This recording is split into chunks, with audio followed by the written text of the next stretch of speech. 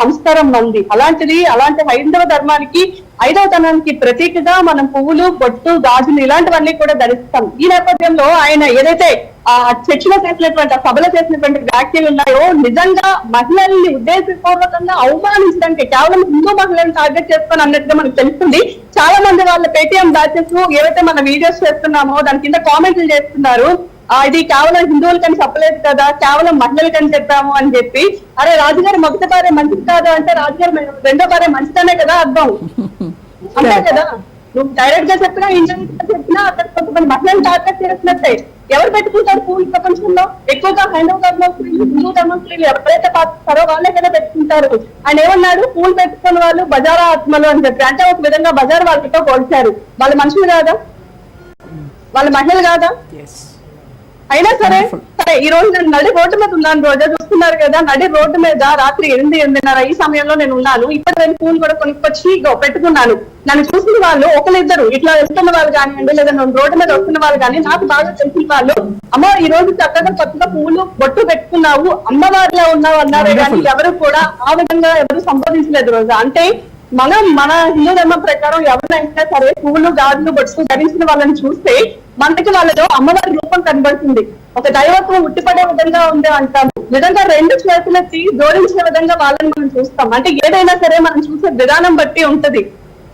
ఆ శాలిన్ రాజు చేసినటువంటి వ్యాఖ్యలు పూర్తిగా వీటికి భిన్నంగా ఉన్నాయి. అసలు ఒకవైపు దైవత్వానికి సంబంధించినవి పుష్పాలు అయితే, ఇంకొక వైపు చూస్తున్నట్లయితే మహిళల యొక్క మానసిక ఒత్తిడిని తగ్గించడం కోసం, అదేవిధంగా చాలా రకాలైనటువంటి ఆరోగ్య లాభాలు కలిగించడం కోసం కూడా ఈ పువ్వులు అనేవి ఉన్నాయి.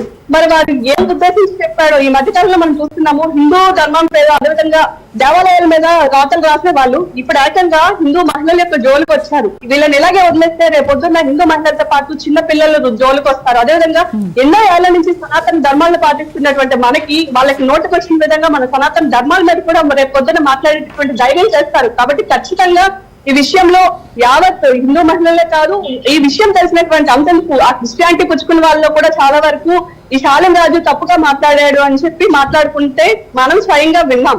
వాళ్ళు బయటకు వచ్చి చెప్పకపోయినా ప్రతి ఒక్క స్త్రీ యొక్క మనోభావాలు అయితే ఈ విధంగానే ఉన్నాయని చెప్పుకోవచ్చు. రోజా చాలా మంది బయటకు కూడా వచ్చి చెప్పారు. అంతేందుకు క్రిస్టియానిటీలో కూడా చాలా వరకు పూలు పెట్టుకున్న వాళ్ళు ఉన్నారు.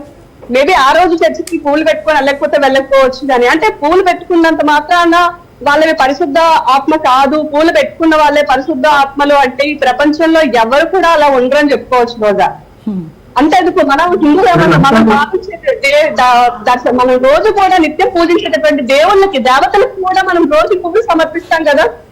అంటే ఆయన మహిళలతో పాటు దేవతలు కూడా కించపరిచే విధంగా మాట్లాడారు. ఈ విషయాన్ని ఇలాగే వదిలేకూడదు. ఏదైతే ఈ విషయాన్ని మనం ముందుకు తీసుకెళ్లి జనాల్లో అవగాహన కలిగించి వాళ్ళకొక ఇది ఏదైతే కలిగించాలని చెప్పి మనం చెప్తున్న వ్యాఖ్యల్ని కింద పేటిఎం బ్యాచ్లు పెట్టుకొని అసలు అంత భయం వేయడానికి అంత భయం ఉన్నప్పుడు ఎవరు మాట్లాడుతున్నారు వాడిని పెట్టుకొని పేటిఎం బ్యాచ్లు పెట్టుకొని మీ ఛానల్ ఎవరు కావాలని చేస్తున్నారు అంటాడు. అరే ఎవరైతే కామెంట్ పెట్టిన వాళ్ళు ఉన్నారో వాళ్ళకి నేను ప్రశ్నిస్తున్నారే బాబు, మీకు వాళ్ళు చెప్పేందుకు వినబడలేదా? వినబడకపోతే ఒకసారి చాలా వీడియోలు సోషల్ మీడియాలో ఉన్నాయి. అంతేందుకు మా రాజు ఛానల్లో మేము టెలికాస్ట్ చేస్తాం, ఒకసారి టెలికాస్ట్ చేసుకొని చూడండి, వినండి, విని చక్కగా ఆలోచించండి. అంటే మీ మతం మీద ఉండేటటువంటి ప్రేమతో మీరు ఆలోచిస్తే కళ్ళు తప్పకపోతాయి. పచ్చకామలోడికి లోకమంతా పచ్చగా కనిపిస్తుంది అన్నట్టుగా మతం మొత్తం మనసు నిండా నిండిపోతే అవతల వాడు వాళ్ళకి సంబంధించిన వాడు తప్పు చేసినా అది కనిపించదు.